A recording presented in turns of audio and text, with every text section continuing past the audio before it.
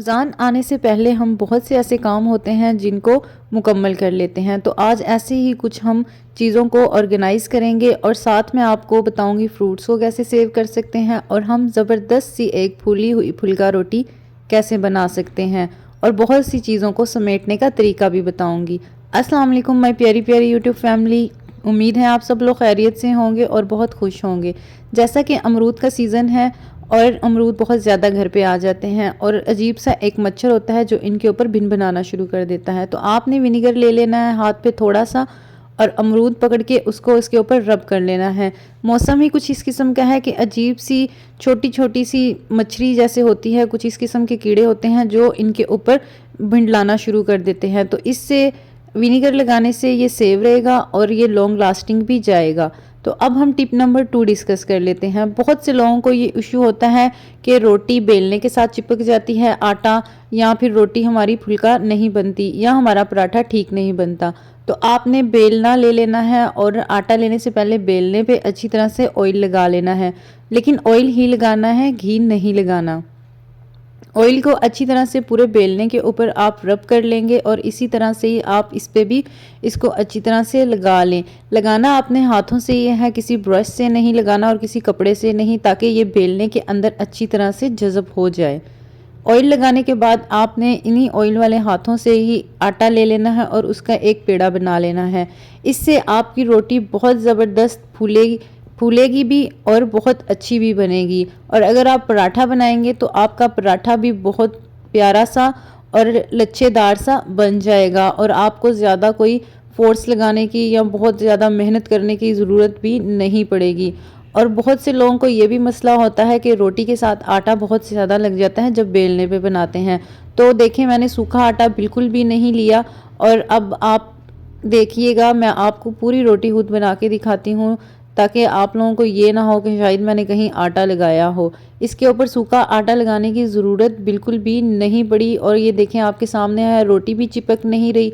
इस तरह से आपकी रोटी जो है वो बहुत ही सॉफ्ट सी बनेगी और आप अगर इसको पराठा शेप में लेके जाएंगे तो आपका पराठा भी बहुत ज़बरदस्त सा बनेगा और बहुत ही क्रंची सा बनेगा।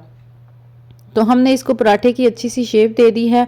अब आप इसको पकाएं और देखें एट द एंडिंग पॉइंट भी ये साथ नहीं चिपक रहा और आपको सूखा आटा लगाने की बिल्कुल भी ज़रूरत नहीं पड़ी। नीचे भी देख सकते हैं साफ़ है, बेलना भी आपका बिल्कुल साफ़ है। मैं उम्मीद करती हूँ मेरी ये टिप भी आपको पसंद आएगी। अगर पसंद आई है तो जल्दी से मेरे चैनल को सब्सक्राइब कर दें और लाइक शेयर कमेंट लाजमी कर दें। और अब नेक्स्ट टिप की तरफ चलते हैं। जैसा कि अब सर्दियां ख़त्म हो रही हैं तो रज़ाइयों का सीज़न भी ख़त्म हो रहा है और रमज़ान से पहले इनको समेट दें। तो आपने रज़ाई को ऐसे तय लगाना है डबल करके और इस तरह से।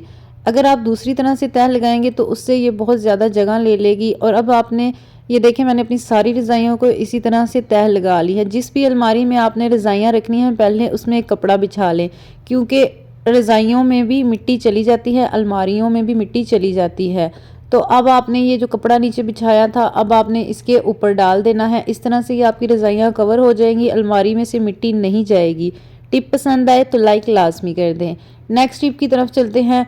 तो अगला टारगेट ये होता है कि ये जो मोटी मोटी सी बेडशीट्स होती हैं इनको भी रखना है और स्पेस भी ये कम लें, ये खुल जाती हैं, ख़राब हो जाती हैं। तो अब आपने इनको अच्छी तरह से छोटी सी एक तह लगा लेनी है और अपने तकिए के ऊपर रख के देखना है, इस बेडशीट के तकिए के, कि ये इसके साइज़ की ही तह लगी है। इसका साइज़ चेक करने के बाद आपने बेडशीट लेनी है और तकिए के अंदर डाल देनी है। ये एक बहुत ज़बरदस्त टिप है जो पहले कभी किसी ने नहीं बताई होगी। इसके अंदर डालने से ये होगा, एक तो ये जगह कम लेगा और एक ये बार बार बिखर के खुलेगी नहीं, क्योंकि इन्होंने अब अगली सर्दियों में ही खुलना होता है। तो कोई भी चीज़ उठाने लगे अलमारी में से तो ये सबसे पहले खुल के नीचे गिर जाती हैं। तो अब जब आप इनको इस तकिए में डाल देंगे तो जहाँ मर्ज़ी इसको रखते हैं, एक तो ये स्पेस कम लेगी और दूसरा इसके ऊपर आप इसी तरह से बाकी सारी बेडशीट्स भी रख सकते हैं और ये गिरेगी भी नहीं और बिल्कुल भी ख़राब नहीं होगी। अब हम तकिया भी इसके अंदर डाल देंगे। और नेक्स्ट एक जो अमेजिंग टिप मैं आपको बताऊंगी, मिस नहीं करनी वीडियो, वो ये है कि आपने तकिए के ऊपर बटन लगा लेने हैं। बटन लगाने से क्या होगा कि ये जो आपकी बेडशीट है अब आप इसको जहाँ मर्जी रख देंगे, जब आगे से ये बटन लग जाएंगे तो समझें भाई ये लग गया लॉक। अब आपका ये लॉक नहीं खुलेगा और अब आप इसको जहाँ मर्जी रखें और अपने जो समर हैं उनको इंजॉय करें, विंटर में फिर इनको हेलो हाई कर लेंगे। ये देखें अब ये डन हो गया ऐसे जैसे तकिया हो, आप इसको एज अ तकिया भी यूज़ कर सकते हैं। नेक्स्ट जो बेडशीट थी उसको भी मैंने इसी तरह से ही तय करके तकिए के अंदर इसी के ही जो तकिया है उसके अंदर डाल दिया है। इस तरह से इनके जो बेडशीट्स के कवर्स होते हैं वो भी नहीं घूमते। बहुत इशू हो जाता है, समटाइम बेडशीट रखी है तो हमें कवर नहीं ढूंढ रहे होते। तो ये एक बड़ी ज़बरदस्त अमेजिंग सी टिप है, इस पे आप अमल करके अपनी सारी बेडशीट्स को एक तरतीब से रख सकते हैं। और ये देखें मैंने अपनी सारी बेडशीट्स को इसमें कवर कर दिया है और ये अब पूरा साल इसमें पड़ी रहें, अब कोई मसला नहीं आएगा। आगे हमने पीछे हमने रज़ाइयाँ रख दी हैं, आगे बेडशीट्स रख के अब इन पे भी हमने कपड़ा डाल दिया है और ये गंदी भी नहीं होंगी।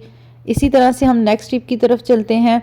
नेक्स्ट टिप ये है कि जब हम कटर से कोई भी वेजिटेबल्स को कट कर रहे होते हैं तो छिलके के साथ स्पेशली जब गाजर होती है तो बहुत ज़्यादा गाजर आ जाती है।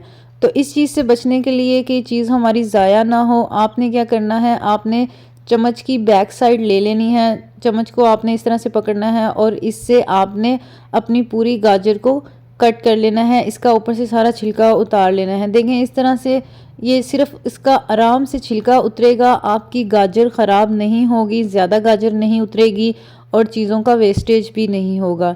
इन छोटे छोटे टिप्स पे अमल करके हम अपनी ज़िंदगी को बहुत ही आसान कर सकते हैं और अपनी ज़िंदगी को सुकून भी मुहैया कर सकते हैं। समझदार जो औरत होती है वही घर को जन्नत बना देती है।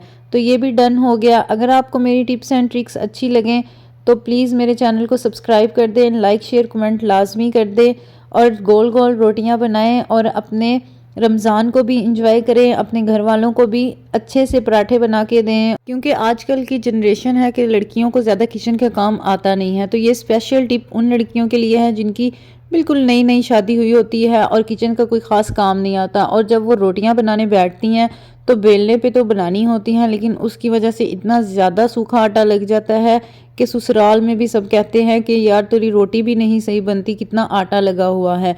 तो इन सब चीज़ों से बचने के लिए आप इस टिप पे अमल करें और आपकी रोटी पे बिल्कुल भी आटा नहीं होगा, आपकी रोटी भी बहुत फुल्की फुल्की सी बनेगी और जब आप पराठा बनाएंगे तो इससे आपका पराठा भी बहुत अच्छा बनेगा।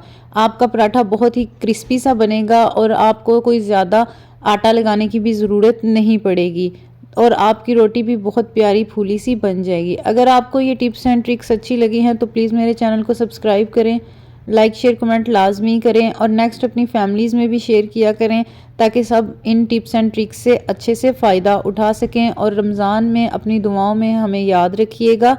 टेक केयर, अल्लाह हाफिज़।